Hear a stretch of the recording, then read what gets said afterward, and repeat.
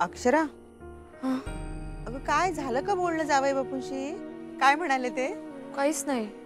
काही नाही म्हणजे? म्हणजे बोलणंच नाही झालं अगं. का? फोन कट केला त्यांनी. कट झाला फोन? अगं मग परत आला असेल ना फोन? नाही, पुन्हा फोन नाही केला त्यांनी आणि आता आता फोनच लागत नाहीये. अगं झोपेत असतील ना ते, त्यामुळे कट कट झाला असेल तो फोन. हां? नाही ग, नाही. एवढ्या लवकर नाही झोपत ते.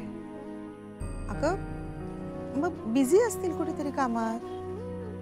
पण बिझी असले तरी ते माझा फोन उचलतात.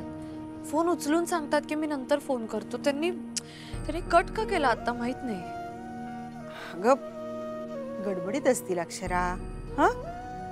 आणि हे बघ, तसंही आता खूप रात्र झाली आहे की नाही. हे बघ, एक काम कर, सकाळी फोन कर. ऐक ना. अगं पण अगं अक्षरा, नको टेन्शन घेऊस. खूप उशीर झाला, तर शांतपणे झोप बरं. आणि हे बघ, त्यांचा फोन आला होता, हीच मोठी गोष्ट आहे की नाही.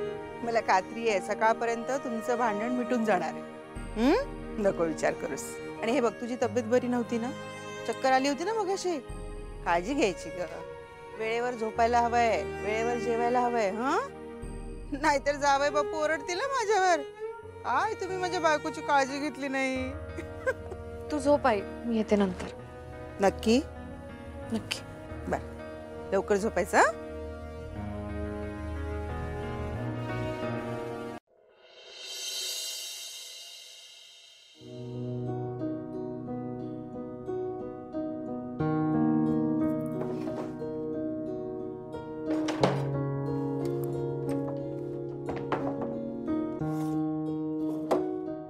चार्जर कुणीकडे ठेवलं मास्तरीन बाई?